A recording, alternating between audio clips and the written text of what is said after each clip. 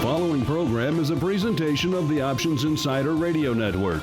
For more programs, visit www.theoptionsinsider.com or search for Options Insider Radio in iTunes.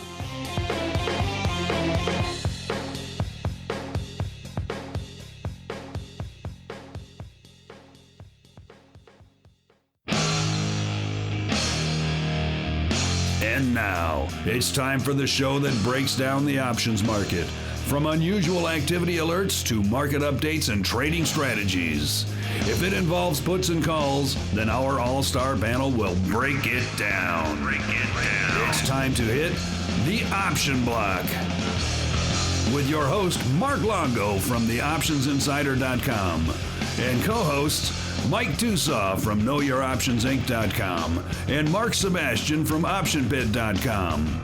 The Option Block is brought to you by Options Xpress. Don't spend time worrying about your broker.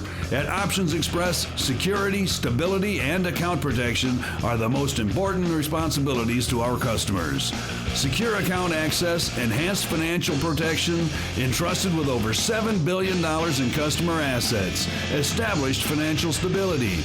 Options Xpress lets you trade with confidence. Stocks, options, and futures, all in one account. Trade with a specialist. Visit optionsexpress.com/OXradio to open your free account. Options Express is a member of FINRA, SIPC, and NFA.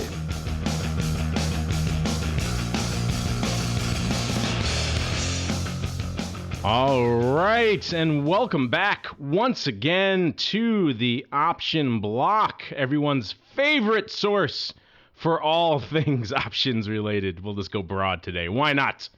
My name is Mark Longo from the OptionsInsider.com as well as the Options Insider Radio Network.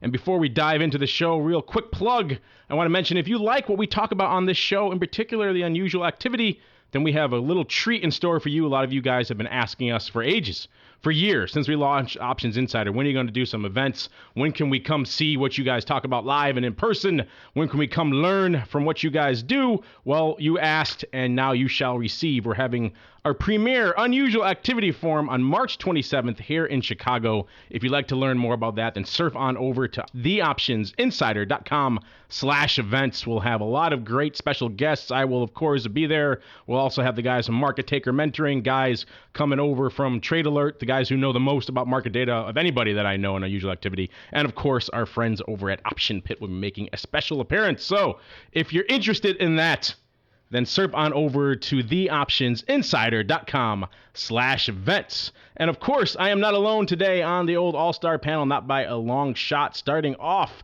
with the man beaming in from St. Charles, Illinois, none other than Uncle Mike Tusaw from RCM. Uncle Mike, welcome to the show, sir. Thank you. Always exciting to be here on the Option Block. It is exciting, you know, it just gives me a nice lift to my week, which is fantastic. It's like going to a plastic surgeon without all the hassle and horrible blood. So there you go. That's what I always think of this show as. It's like going to plastic surgery. There we go. There we go. Speaking of plastic surgery, we're also joined by one Mark S. Sebastian from OptionPit.com. Mr. Sebastian, welcome back to the show. Sir, how did your nip and tuck go? Did it all go well? Oh, all went well. All went well. It was things have been wonderful lately. And, I've just been out and about enjoying the cold and getting ready for the polar bear swim coming up. You are surprisingly chipper. Maybe that cold water is getting to your head a little bit. Mm-hmm. Absolutely. I love when it gets I love being waist deep in freezing cold water. Nothing better. And speaking of surprisingly chipper, we are joined last, but certainly not least, by the Viceroy, a.k.a. Alex Jacobson, the major domo over there at Options Express Education. Alex, welcome back to the show, sir. Thanks. Bulls heat tonight. We're walking out of here in a little bit, right after the show, heading over to the United Center and going to the Heat game. Oh, yeah, a big OX contingent heading over to the game? I wouldn't call it a big contingent, not given what tickets cost, but a couple of us are going over. I see. So Viceroy level and above, they're all going. The only guys going are the what I like to call the must be nice crowd. The guys that are like, hey, we're doing this. Then you just say to yourself, must be nice. Viceroy level and above are all invited to the game. Yeah, it's Viceroy on up, and that's managing Viceroy on the Schwab hierarchy. Oh yes, I forgot they have an extra tier. MV. You're now the MVD. Something like that. Director. Only Schwab could have that level of bureaucracy. That's impressive. Truly impressive, sir. All right, and with the team assembled and our headwear firmly in place, we're going to roll right into the trading block.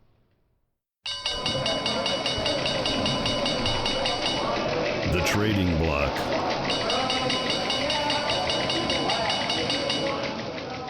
All right, and welcome to the trading block. And we had a bit of a repeat of yesterday, although not to the same degree on the old street today. Most of the major indices selling off about 0.5% all the way up to about 1%, with tech-heavy NASDAQ leading the charge, down about 1% today.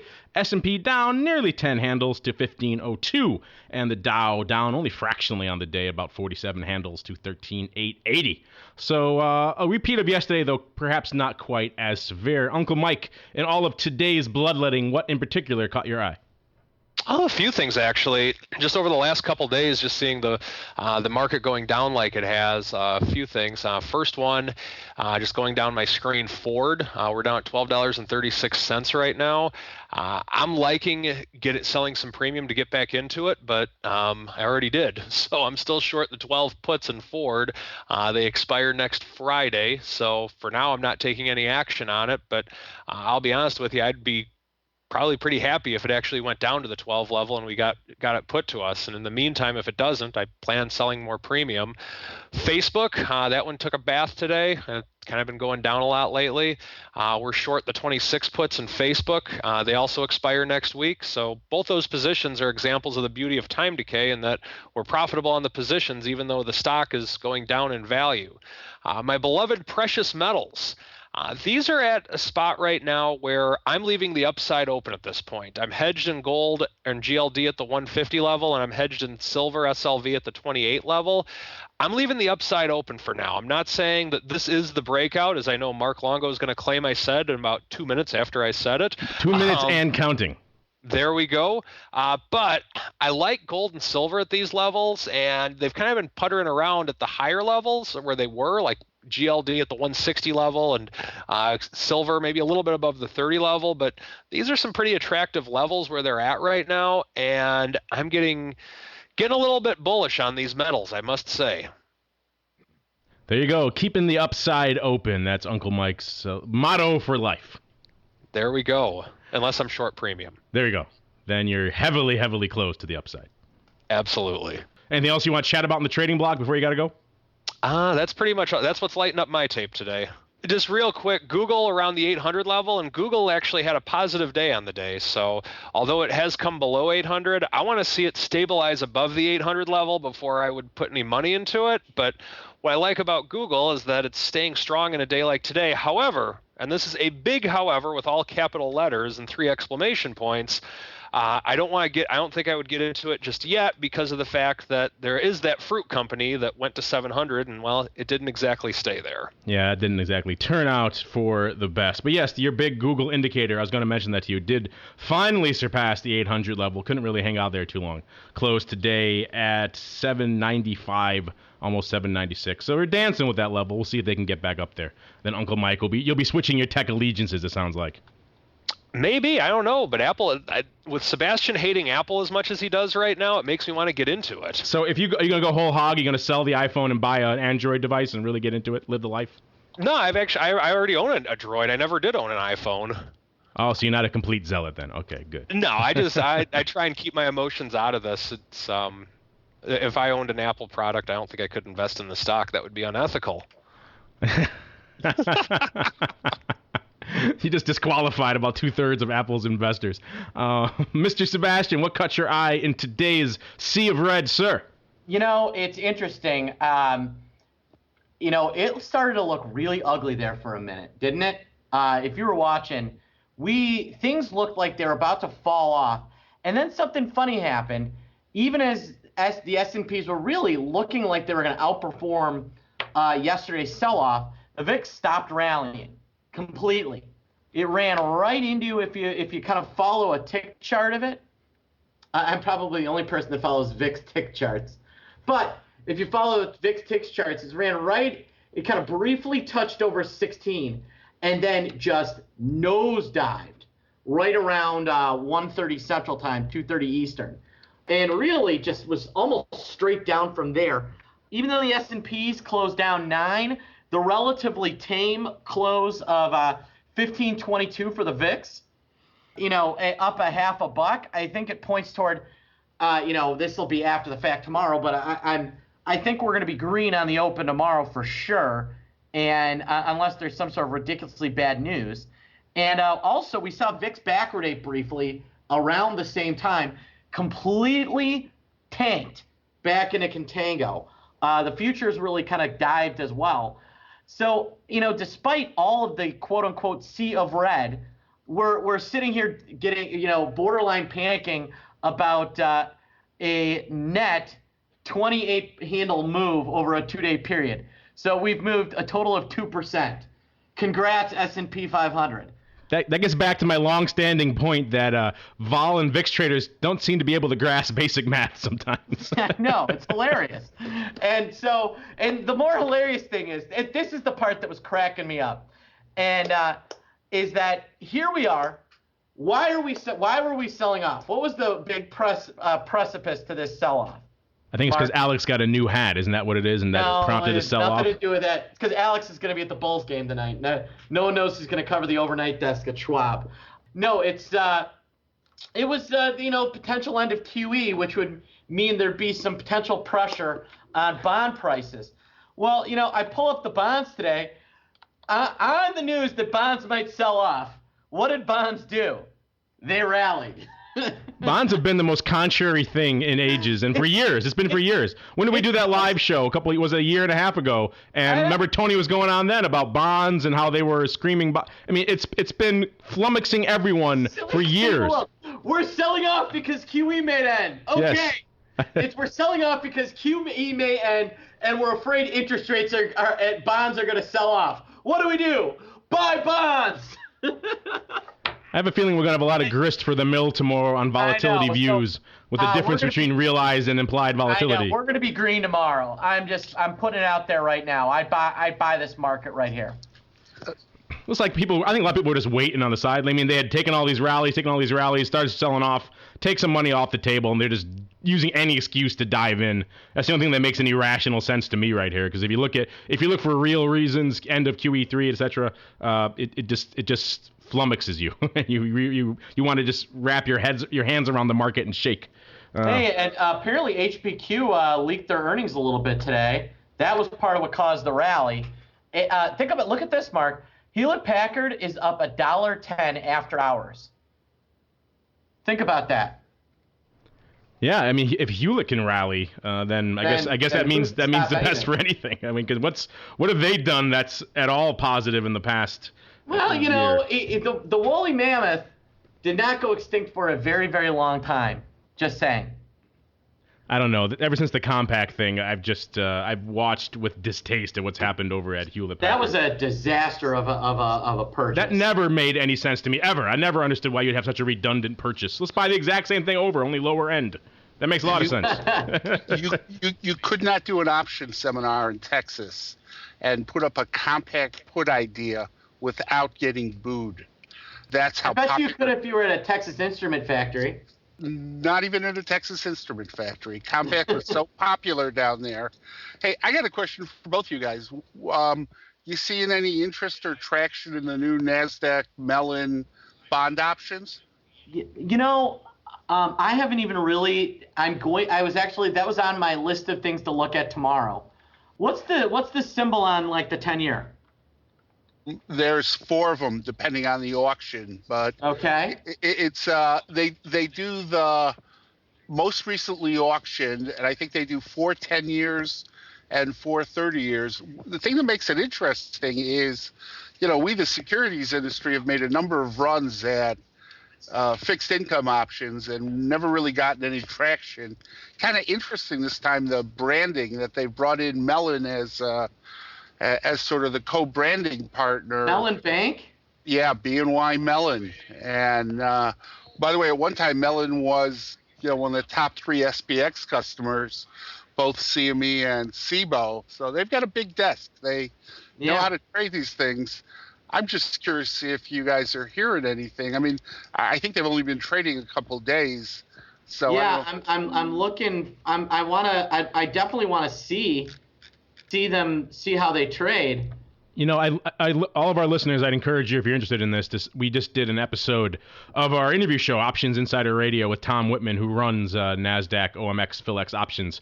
And we had a long conversation about these products. So I encourage you to go over there and check that out. It'll really inform you about their plans and what they're thinking for these. But I just hope that this doesn't follow suit with all the other really theoretically interesting stuff they've cooked up over there at NASDAQ/PHLX, like the alpha options, and then proceeds to just wither and die on the vine because they can't promote it or they don't understand what they've really created.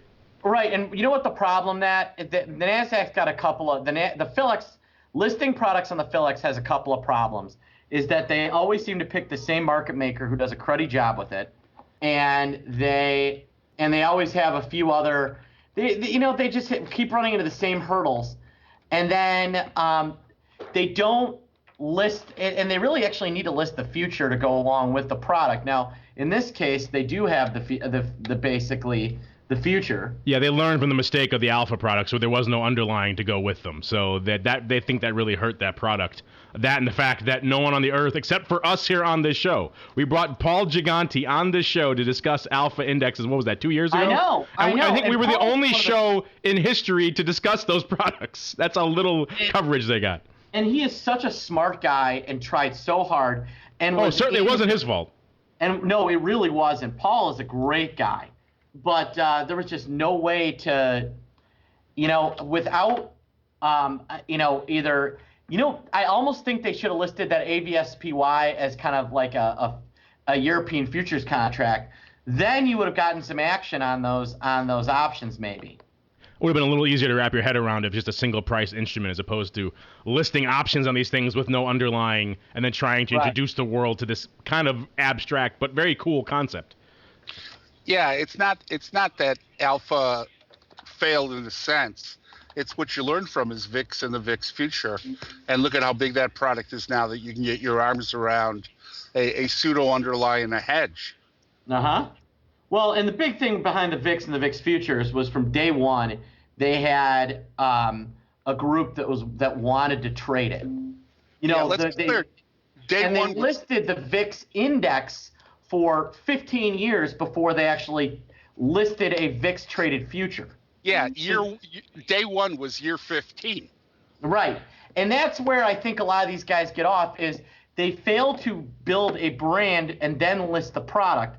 They just try and list the product. Yeah, I think the issue was without the future, you just couldn't hedge. And the option market maker mentality is, I'm not a time spreader, I'm a hedger.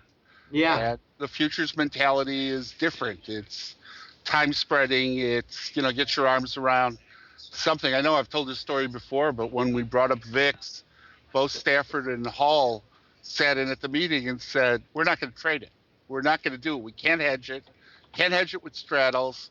And, when it gets to 8 or 9 and everybody wants to buy it from us, it's a nightmare. So they needed the future. And right. I think the reality is just that.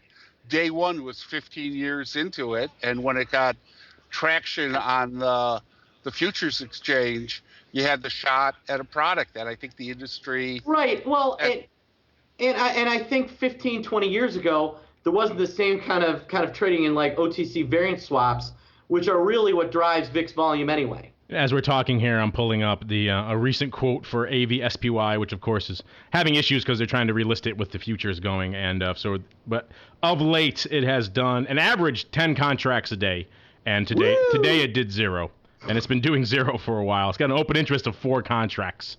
But one of the things, Alex, is that you're right in that look at the stunning failures the CBOE has had now since VIX. Right? The gold contract, nobody wants to trade it. These individual contracts, nobody wants to trade it. And it's all about marketing, finding the right person, and finding the right underlying product.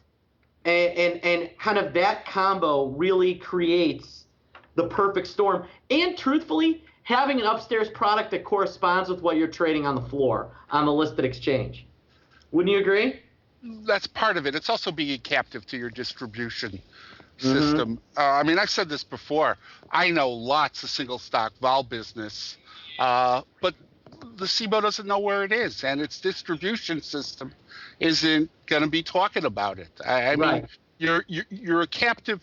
A lot of times when we train people in options, they think the world is customer and market maker, and yes, there's customer and market maker, but there's a whole ecosystem of upstairs and institutional and prop, and some of that has been hurt by Dodd-Frank. Some of the prop has been hurt, but you got new prop desks. KKR will have a prop desk now that they essentially bought from Goldman Sachs. So the ecosystem does trade this stuff, but sometimes it's tough for an exchange to get it going. And you think about the exchanges, as businesses. And I thought the Alpha contract was brilliant, but brilliant doesn't mean success. Correct. And the exchanges are not very large businesses. It's not like your Procter and Gamble. That was one thing we had at SIBO all the time. The week after the Super Bowl, you'd have the marketing committee, market makers come in and say, how come, we don't have an ad on the Super Bowl? And the answer is, that's our marketing budget for the next 2 decades to buy 30 seconds on the Super Bowl. But a brilliant product, obviously, as we all agree, doesn't generate success. And there's some spark about when success comes, and it's not easy to manufacture that spark. Well, marketing and promotion and the many failures therein in the options market, that could be a whole other show in and of itself. I think this industry as a whole is not very well versed in that, and for many years they didn't have to. It was a very insular crowd. They only had to promote to a handful of people, and then something comes along like VIX, which really takes everyone by surprise, including the SIBO, and everyone's kind of been trying to chase that ever since with limited success. So it's been an interesting thing to watch unfold. Well, right, but you need to find kind of the perfect storm, and it has to be the product has to be structured well, and really when you launch, you need to get somebody behind it. The one thing that people don't know is that the day VIX, I was working for Group 1 when they listed VIX futures and options. And the day they listed them, Goldman was in the pit trading futures and wanting to trade options. And that is the little left out part that people do not talk about, is that they had Ogre was in the pit trading VIX options almost from day one. Good old Ogre. I still have nightmares about him racing to my pit at 258. That's John O'Grady, not Dan O'Grady. Oh, not the big. Okay. Not Dan O'Grady, John O'Grady from Goldman, or Steve Chiller. Yeah, but to your point, you can't manufacture the perfect storm. You can't. You can't. But you can do the best you can to build the product. You're right. There's plenty of people that be interested in the vol contract. But some of these commodity products, nobody's going to care about because the underlying isn't anything people would care about. Hey, the 2 greatest stories that came out of SIBO when I was there is, number one, SPX failed the first time. Yep. And had to be brought down. And the new product committee didn't want to list Telefonos de Mexico. And if you remember, Telefonos de Mexico, when it traded, out-traded the indexes. And I sat in that meeting where one of the market makers said, phones don't work in Mexico. Why would you list that company? And within a couple months of listing it, it was doing 500,000, sometimes 1 million contracts a day. Sometimes lightning just strikes. Yeah. And it's hard to design that spark. I mean, you can put the lightning rod up.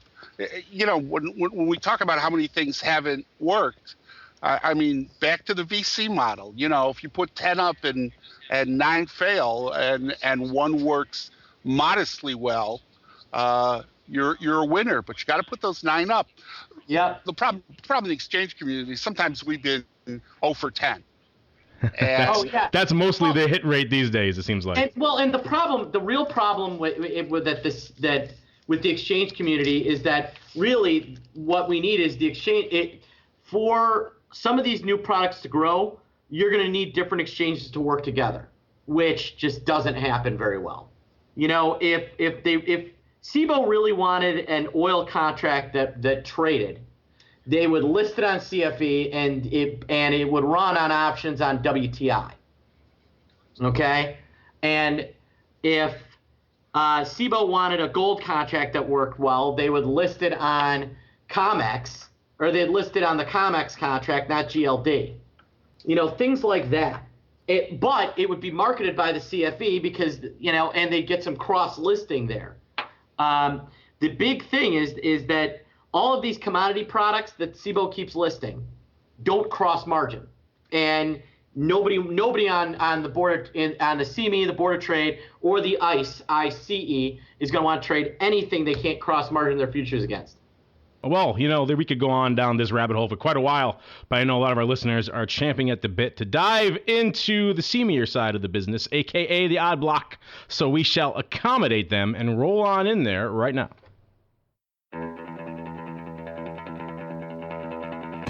It's time to break down the most interesting, unusual, and downright questionable options activity that's been identified by theoptionsinsider.com. It's time for the Odd Block.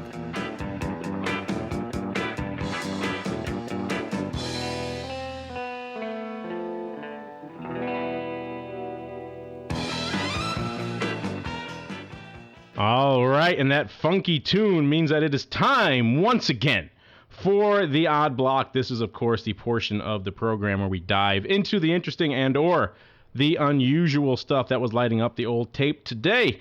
And, of course, if you want to follow along and play the home game, then surf on over to theoptionsinsider.com. And, of course, doubly, of course, if you're interested in this kind of stuff, then we hope to see you on March 27th at the SIBO. Mr. Sebastian, you will be there. Am I right? I will be there. So if that's a reason not enough to come, then I don't know what is. Or reading the tape. You gotta know how to do it. Perhaps how to run screaming from an event. I'm not sure. But Mr. Sebastian, a lot of interesting stuff going up today. So first up on the old Odd Block today, I know your cohort, your partner in crime, was pretty excited about this little collar going up in Texas Roadhouse. You have a chance to look at this one? Texas Roadhouse, the maker of mediocre steaks and plentiful peanuts. All right. Today, a collar buyer trade a split month position, trading buying the April 17.5 puts for 30 cents and selling the June 20 puts at 50 cents 1,000 times. And I checked that's actually, it's a collar, so it's the calls, obviously. Right, it is the calls. I apologize. Selling the calls, the average volume was 164 contracts, so 2,000 cards in this name is a huge trade. Trade looks like a trader that thinks this sucker is up about ready to pop through that 20 to that 20 level, but wants a little protection between now and April. Maybe he's worried about a little market volatility, but likes the stock. I personally not a big fan of the Texas Roadhouse, although I do love the free peanuts. That is one of the best parts of the Texas Roadhouse chain. A lot of action out here in Texas Roadhouse, just from an underlying perspective. I'm looking at the chart here. It's been all over the place of late, really vacillating between that, high 18, low 16 range, but just, sharply back and forth. They just had earnings a couple of days ago, back on the 19th, so 2 days before we record this, listeners. I'm hoping that I'd like to see Texas Roadhouse and the Longhorn Steakhouse merge forces to create the Longhorn Texas Roadhouse. Yeah, they're kind of the same chain in my mind. I really don't. I don't see much of a difference. The other. How do you get funding for yet another Texas-themed steak chain? I don't understand. I don't know, but that's another conversation for another show. What we need is an Oklahoma-themed steakhouse. That is what's missing in the mid-tier steakhouse range. Interesting to see a collar going up post-earnings. I guess this guy likes what he sees, wants to hold on to what he's got. Interesting stuff. He has had earnings 2 days ago. You think you might have wanted to hedge before that, but perhaps not. You never know what these guys are thinking if they have a huge concentrated position. Perhaps he wanted to let the dice fly high. Next up, we also had some size call spreads going up in my favorite name, of course, Gerdau SA, ticker symbol GGB. This is a good odd block candidate because it's one of these bizarre ones. Yeah, we saw a size call spread going up here in good old GGB. The SEP 910 going up on splits. We love splits. Oh, for an average of about 47.5 cents, it looks like. But yeah, so yeah, this is another one, kind of low volume. And so any kind of size at all really tends to light up the tape out here. And seeing someone doing any side of spread, even a tight spread like this, 10,000 times in this name is impressive. This name does 769 contracts a day. This guy just did over a week's worth of volume, over 2 weeks worth of volume in one trade. He did 43,000 contracts today. That's incredible. This is insane. This is pure odd block madness. Well, I think the odd block of the week did not, happened actually earlier in the week in BX. I gave that one to you guys on Tuesday. That was a phenomenal trade. You recall? Do you recall that, Mark? I do indeed, but why don't you run it down and I'll pull it up. It was incredible. So I believe, now I don't know exactly when the guy bought these, but a 14,000 lot of the Jan 2014 calls went up in June of last year with the stock around, I want to say, where was it? June of last year. We were looking at, the stock was around 12 at the time. The guy bought the calls for around $1.20. Well, he sold them out on Tuesday with BX at around $19.30. Sold them out for, I will tell you in 1 second. I want to say that he got $4.45. I want to say he got $4.45. That's what he sold them for. He sold them. So he made a ton of money. So then he made about 3 to 4 times on his dollar, pocketed a huge amount of that cash. Then he took the balance of that and bought 115,000 of the Jan 2015 calls. So just love it. which actually was this was the largest single non-dividend trade in Blackstone Group ever. So if it works for 13,000 contracts, it's got to work for 115,000, right? Well, I think if you look at what's going on, what does Blackstone Group do? They are a private equity kind of takeover type firm, leverage buyouts, that type of deal, alternative investments. And what are we seeing a ton of at the beginning of the year so far? Bunch of LBOs and private equity kind of deals, right? Yeah, private is the new rage. Public is old school. So this guy already won once, pocketed a bunch of cash, and he's basically saying, you know what, I think this LBO stuff continues. And you know what, he's probably right. I'll bet you he kills it on those calls. Yeah, he's certainly got the cash to throw a little bit away on another upside bet like this. The thing's got essentially double, but he's not hurting. No, he's not. So he did great. He paid about net of about 43 cents a contract on his calls.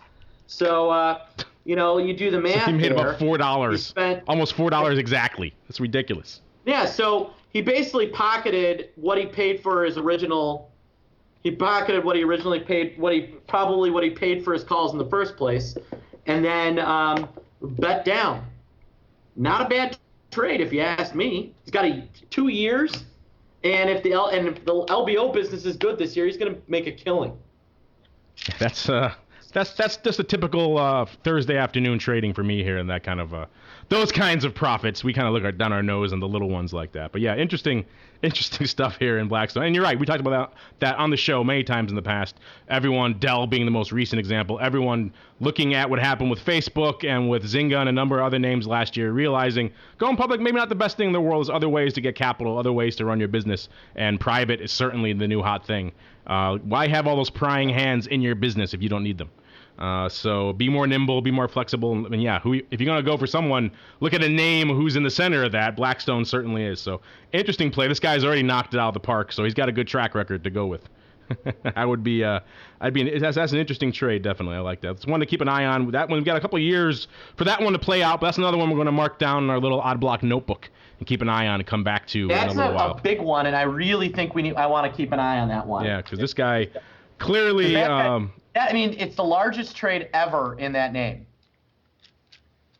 That is, that's. Let me see. Right now, the stats are going to be skewed because of that trade, but they're still averaging. If you knock it down in half, probably 15,000 contracts a day. So that's a size trade in Blackstone right now. Yep.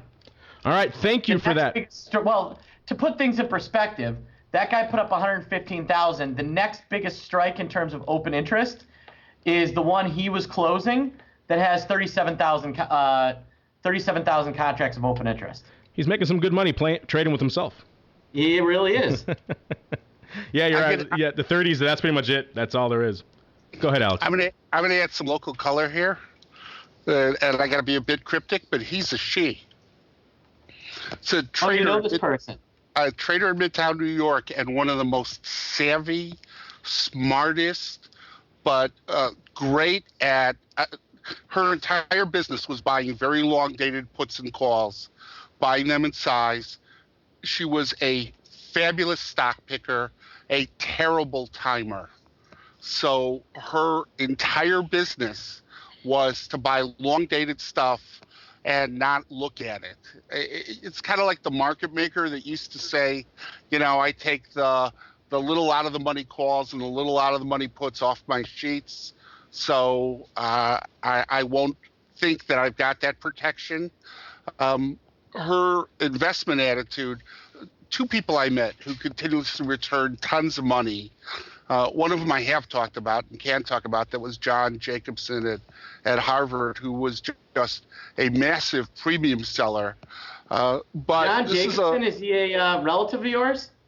No, and John's been written up, but John was turret one back when there were phone turrets, and he was just a massive premium seller. He had a quantitative model, he had a hedge strategy, but literally returned over 100% a year for a couple of years.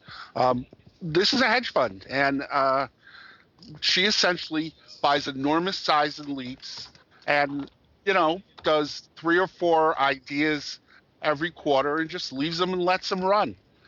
And, back to this, 1 out of 10, she was 6 out of 10. Wow. I follow her on a regular basis. And she was just great at seeing trends. She lectured me once on how the communications business changed and how, if you saw it, how we went from being wired for telecom and wireless for entertainment to being wireless for telecom and wired for entertainment. And she was telling me how she saw that and just coined money off it. But it was a patient. That's brilliant. Thank you for that little bit of color, Alex. That's why we like to have you around, to fill in the outside bits on these interesting little trades that are going up. But that is going to do it for the old odd block. And now, if you liked what Alex had to say, you got a lot more Alex coming your way, because we're going to roll right into the Express block. The Express block, brought to you by Options Express. Options Express lets you trade where and when you want for every level of trading. From advanced charting, free daily trading ideas, and free educational resources, Options Express is the online broker for all traders. Best of all, Options Express allows you to trade stocks, options, and futures all in a single account on powerful yet easy-to-use trading platforms, including mobile devices. Visit optionsexpress.com/OXradio for your free account. Options Express is a member of FINRA, SIPC, and NFA. All right, and welcome to the Express block. This is, of course, the portion of the show where Mr. Jacobson, a.k.a. the Viceroy, holds court. He puts on his cap and lets us know what's going on in the land of OX and indeed the Idea Hub. So, Mr. Jacobson, what is going on over in the land of OX? Okay, so what's been going on here with the pop and vol? We've seen SPX come back on the screens. Condors, April Condors, 60 points out of the money, trading over $3. It's actually the number one idea on premium harvesting on the Idea Hub. The other thing that's been hopping here, and I sit right next to the futures desk, is futures and futures option volume is up about 10% month over month, Jan versus February. Now, we're trying to figure out if some of that is the fact that we cut prices, or some of that has been the vol in the market. We talked earlier about gold and oil and how kind of lackluster the securities products are those are two products where the futures options market is a great place to be for somebody who wants to trade, especially in oil, where you've got a 10 multiplier. You could do an option 10 times the size of what you see in securities options, $3.50 commission. You could own a gas station full of oil for very little friction, or you can short a gas station full of oil for very little friction. And in both gold and oil, there's good liquidity in the futures options. That's clearly not the case in all futures options, but that's what's been lighting up the screens here. Interesting stuff. Thank you for that, Mr. Alex, a.k.a. the Viceroy, for giving us a rundown on what's going on in the land of OX. And now we're going to close out the old Xpress block and roll right into the strategy block.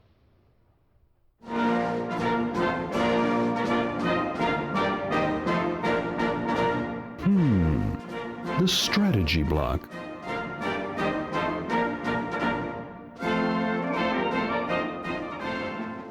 All right, listeners, I know you're excited about this one. This is, of course, the strategy block, the portion of the show where Uncle Mike Tusaw puts on his smoking jacket and lights his pipe and sits down by the fire to dispense some options, wit, and wisdom. He's been a little quiet for the rest of the show. That's because he's been saving his voice for his favorite part of the show, none other than the strategy block. And my birdies have been busy today, Uncle Mike, so I haven't had a chance to send them your way. So we're flying blind. I have no idea what you're going to do. I'm just hoping you don't take our show even further off the rails than it already is. Oh my goodness, I'll see what I can do. Today's strategy honors one of my boyhood heroes, Hannibal Smith of the A-Team. I love it when a plan comes together. What we're doing, I have a philosophy that and this has been a deeply held philosophy with which I have to almost all of my clients, I should say. On the stock market itself, I'm long-term bullish, but short-term cautious. I believe that stocks are going to be at higher level, or the S&P 500, the Dow, the NASDAQ, whatever. 20 years from now, I believe they're going to be at higher levels. However, you need to be very cautious in the near term. Days like yesterday and today are evidence to that. The other part of deeply held belief is that pullbacks do happen. Now, with that in mind, I have one of the strategies that I do for my clients is I do a put selling strategy, and one of it's on SPY. And so today is an example, or over the course of the last couple months, that's been very challenging for me to do. I typically like to sell puts about $8 or $9 out of the money on SPY, and I talked about this strategy a few weeks back, and that I did a credit spread and combined it with a long call option, and it worked out last month, but we only got about a half a profit of what we were usually looking to get on the month. However, the risk was enormously lower. So we've been trying to be creative with things like that, but this is one where today we've been in cash for probably the last week or so in this strategy that we're doing. And so today we got out of cash, and here's why and how we did it. In SPY, currently it is trading, just bring up my post-market quotes here, at 150.62. And what we got into today, typically we're trying to make around 1%, about 1% a month on the short puts with which we sell. In the monthly put action, I didn't see anything with which I still had to get a little bit too close for comfort, so to speak, on what I was looking at on the monthlies today. So I did what I've been doing for the last 2 or 3 months, is let's scour out the weeklies and see what's available. So what we ended up selling today were the 147.50 puts, and we ended up getting a credit of a little over 50 cents for them. So with that in mind, we have 8 days till expiration, and we're not quite getting a percent per month. However, if you do the math over the course of the next couple weeks, it definitely adds up to what we try to get on a monthly basis. Also, the reason with which I feel justified in selling the weekly puts is the fact that I'm able to bail out if and when I'm wrong on these. I know this is a shocking thing, but you are wrong at times when you trade or invest. So if the S&P does drop approximately 30 points, which is what it would need to do to get this close to the short put strike, I have the ability to roll out to the week after that. I have a lot of choices in terms of how I can roll to the downside if that's what I'm looking to do. So the point is this. We've been patient on this, and because of the fact that we've been patient, we missed out for this section of the portfolio on the last 2 days of a downturn. When vol's low like that, I'm not against selling premium in a low volatility environment. However, for this specific strategy, it's not a fit. And I'm not going to try to stretch and make something out of nothing if it's against the rules of the trading philosophy. So the message for today, stick to your guns, folks. Well said for the man from St. Charles, Illinois, who guns I know are your other favorite pastime, next to snowmobiles, of course. There you go. Speaking of which, we're supposed to get some snow tonight. I'm excited. Yeah, there you go. Fire up the old snowmobiles. And everything's running. They've been fired up. They're make ready. Sure the health insurance is paid up, and then you're all set. We're good. All right. Thank you for that, Uncle Mike. And now we're going to close out the strategy block and roll on into our final segment, Around the Block. Around the Block.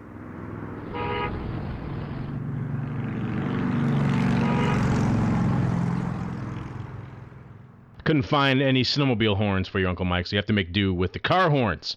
But that, of course, is the intro for the Around the Block segment. This is where we look ahead to let you know what's on our screens for the rest of this week, into the weekend, and into next week. And we are getting towards the tail end of earnings season. There still are a few names floating around out there. We were talking on recent shows about Tesla, and that one came out last week. We saw a little bit of action in that one, but they've since sold off pretty aggressively post-earnings, down about 9% today, hovering in the 35 range. I know, Alex, that will disappoint you, being a devout Model S fan that you are. But some interesting action if you were trading out in Tesla. It certainly probably didn't disappoint. We have, speaking of local color like you were before, Alex, we have Groupon coming up next week. We've kind of joked about Groupon a lot on this show. Sold to you. Exactly. And this one, kind of, since we've been talking about it last, hasn't really done a whole heck of a lot. Been kind of hovering in the 5-handle range. It's moved up. No, it's moved nicely. I mean, between its last earnings and this report, it'll have gone from the $3 to almost $6. I personally have on a put 1x2 on that. That's because it got clipped aggressively after its last earnings from sold to you 4 down to about 3, and then it kind of slowly drifted back up. Seems to like this cycle: slowly drift, cut the legs out, slowly drift, cut the legs out. So is this another one where Mr. Giovinazzi is blasting out size downside puts? No, well, that's what I'm doing. I've got the I've been buying the 5s and selling the 3s on a ratio, to try to pay almost nothing. In our strategy letter ahead of earnings, we've got the 5-4.5 put 1x2 on for a 4 cent credit, or about even actually. So we're counting on it going to $4 basic. Call it 4.75 or 4.5. That reeks of one of Andrew's free juice trades. Yeah, love me the free juice. All right, anything else catching your eye, Mr. Sebastian? Just keep an eye on that. Keep an eye on that S&P 500. I'll be very interested to see if I'll be very interested. Okay. Thank you for that, Mr. Sebastian. Now do me a favor and just mute that mic. Thank you. All right, and Mr. Tusaw, what are you watching for the rest of this week, sir? The upside is open. That's the theme for this week in the metals. Once again, I typically don't leave the upside as open as I'm leaving it right now, but the upside is definitely wide open. With Sebastian, I'm also very interested in that S&P 1500. It's definitely a big number. I'm curious to see if it can hold it or if it can go through it. Watching Google to see if it can pop back above the 800 mark. Watching Facebook to see if that continues to go down. And watching Ford.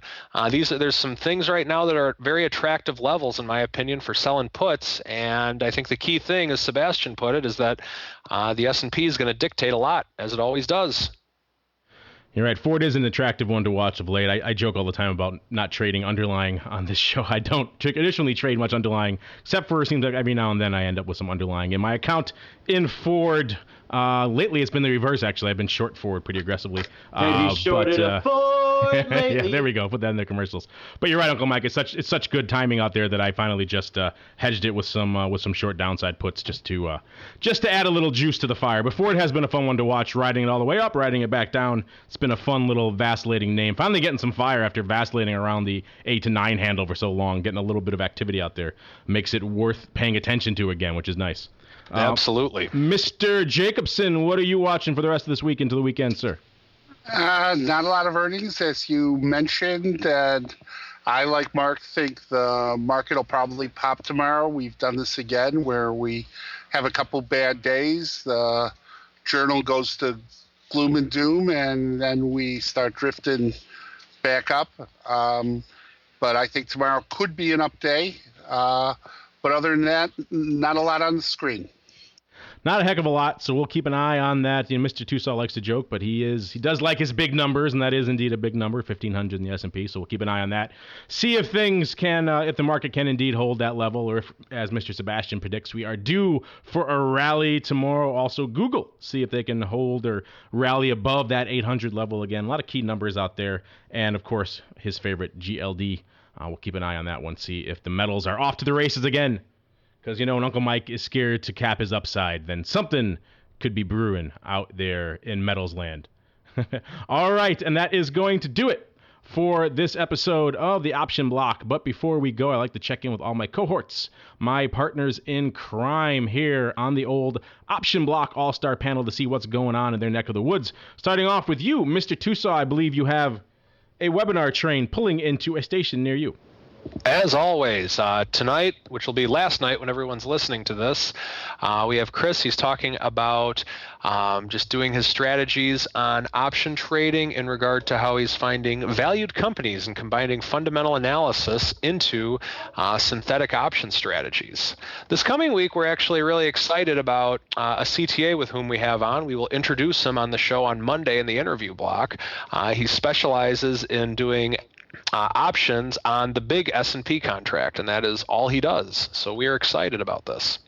He'll be doing the webinar on Thursday next week. Gotta love those specialists, those single name guys. But that actually is interesting. The fundamental guy who uses synthetics. That's kind of interesting. I thought he was going to say he was a stock replacement guy, but the synthetics are interesting as well. So if you're interested, if you're interested in that, listeners, then surf on over to. Actually, Uncle Mike, we've had a few questions about the best way to get on these webinars if they want to find them. So what is the best way? I know we post links on Options Insider. Some people like to use those, but are there subscription or activation links on RCM as well? Where should they go?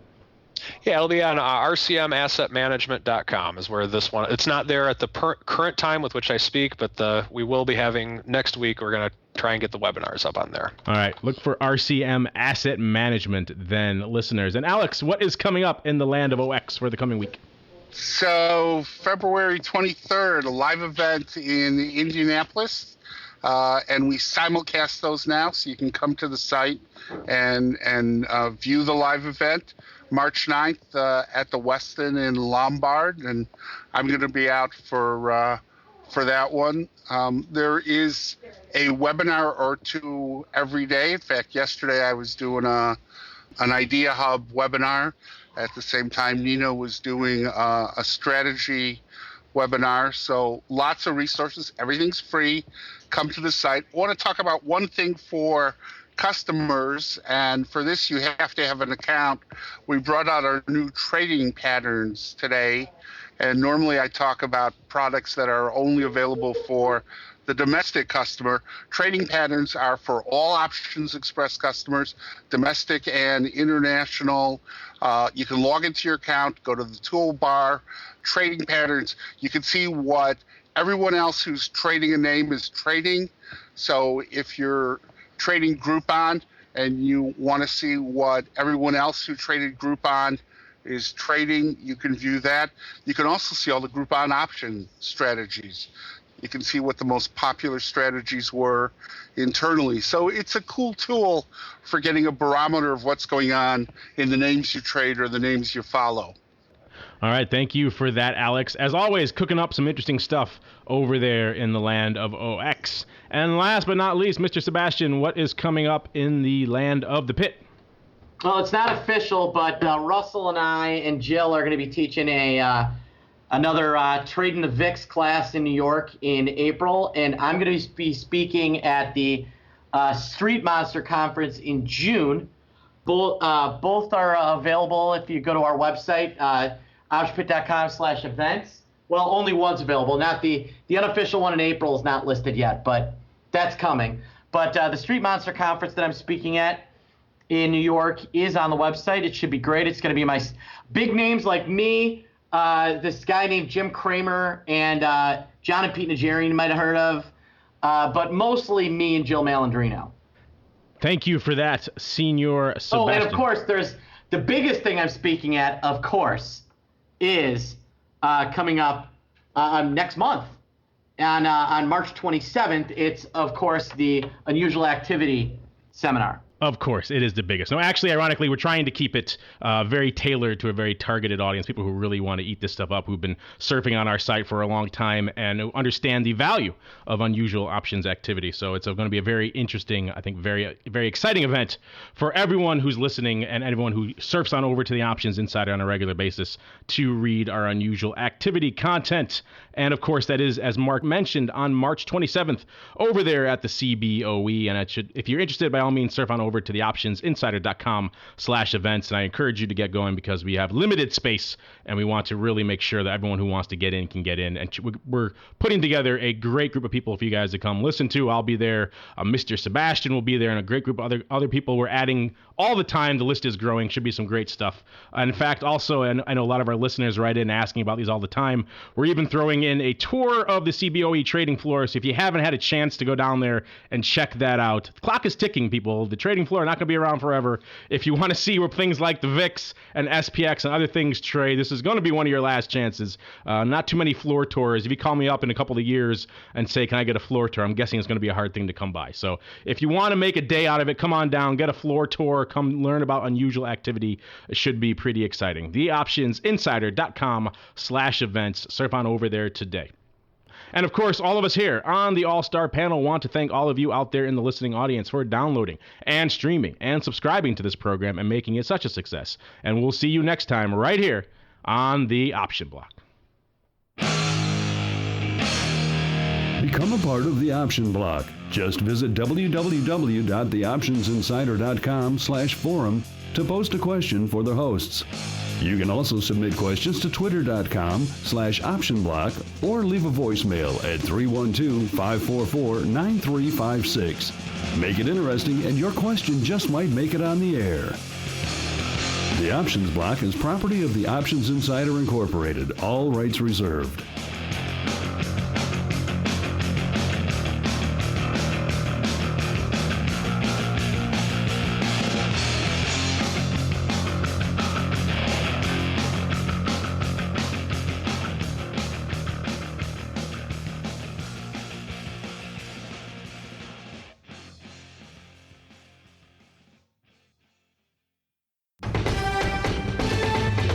The preceding program was a presentation of the Options Insider Radio Network. For more programs, visit www.theoptionsinsider.com/radio or search for Options Insider Radio in iTunes.